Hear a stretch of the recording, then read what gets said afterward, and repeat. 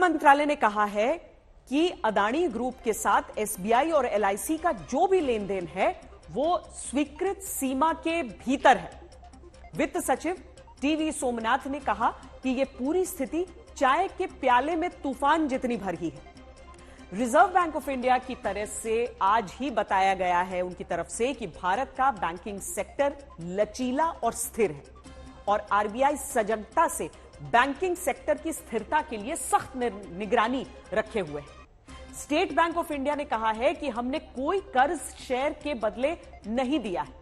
हमने कुल बांटे गए कर्ज का केवल 0.88% ही अदानी ग्रुप को कर्ज दिया है। एलआईसी की तरफ से पहले ही कहा जा चुका है कि अदानी ग्रुप से एक्सपोजर कुल संपत्ति का 1% से भी कम है।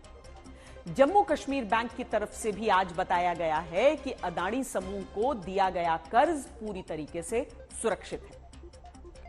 बाजार में निवेश हमेशा जोखिम के अधीन होता है, लेकिन जनता के भरोसे को जोखिम में डालने की राजनीति भी नहीं होनी चाहिए। जरूरी है कि आम आदमी के पैसे और संस्थानों पर जनता के विश्वास को जोखिम में न लाने दिया जाए।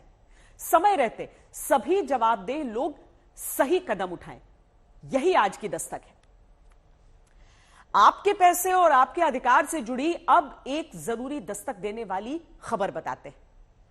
आप एक बार बैंक में खाता खुलवाते हैं, उसके बाद बैंक आपको हर सर्विस देने के बदले एक चार्ज रूपी फीस जरूर लेता है। फिर चाहे चेकबुक नहीं देनी हो, चाहे एटीएम कार्ड देना हो, चाहे एटीएम से एक तय सीमा के बाद महीने में पैसे निकालना हो। जब बैंक सर्विस के बदले चार्ज काटता है तो सर्विस पूरी न देने पर चार्ज भरना भी बैंक को चाहिए। बागपत के एक ग्राहक ने स्टेट बैंक ऑफ इंडिया के खराब एटीएम के कारण केस कर दिया। अदालत ने बैंक को 10,000 रुपए जुर्माना भरने का आदेश दिया।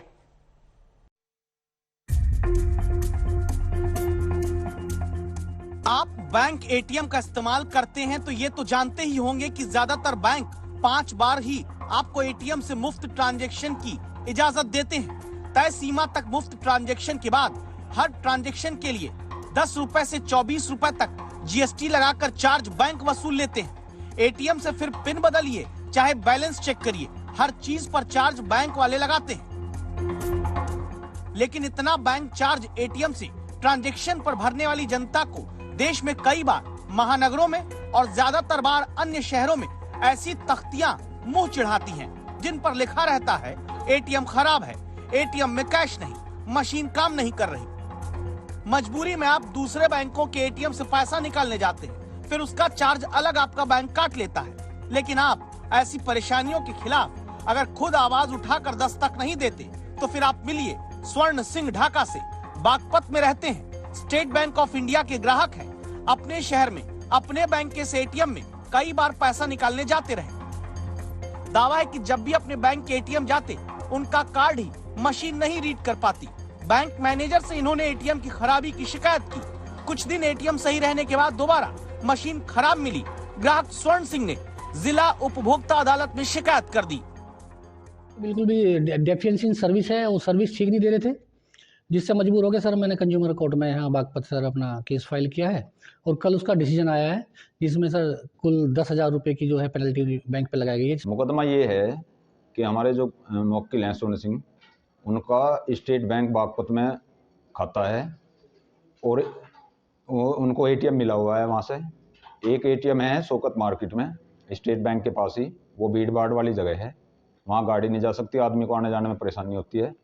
और एक एटीएम है दिल्ली बड़ौत रोड पर, उस एटीएम पर जो है एटीएम कार्ड को वो रीड नहीं कर रही थी मशीन। तो स्वर्ण सिंह जी ने वहाँ बैंक मैनेजर को एप्लीकेशन भी दी, नोटिस भी दिया, उन्होंने उसको ठीक नहीं किया। तब उससे त्रस्त हो गए, उन्होंने कंज्यूमर कोर्ट में मुकदमा किया और उसमें जो है कंज्यूमर कोर्ट ने 5,000 रुपये क्षतिपूर्ति और 5,000 रुपये मानसिक जो परेशानी हुई है, बाद वह है जो 10,000 रुपये जुर्माना स्टेट बैंक बागपत पे किया है।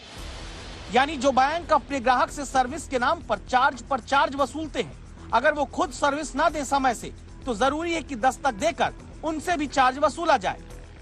माननीय न्यायालय के आदेश के खिलाफ मैं कुछ कहना नहीं चाहता। क्यों? क्योंकि उनका आदेश है वो सर्वोपरि है। बैंक कितना चार्ज जनता से लेते हैं, इसका एक आंकड़ा है। 2016 से 2018 के बीच 3 साल में सरकारी बैंकों ने मुफ्त ट्रांजैक्शन की मासिक सीमा से अधिक बार एटीएम से पैसे निकालने पर ग्राहकों के सेविंग खाते से 4145 करोड़ रुपए काट लिए। उन्हीं बैंकों के चाहे सरकारी हो या प्राइवेट एटीएम सर्विस नहीं दे सकते तो जरूरी है शिकायत के लिए आवाज उठाइए। हालांकि आरबीआई ने भी पिछले साल ये नियम बनाया कि किसी एटीएम में 10 घंटे से ज्यादा कैश नहीं है तो बैंक पर 10,000 रुपए का जुर्माना लगाया जा सकता है। दुष्यंत त्यागी, बागपत आज तक।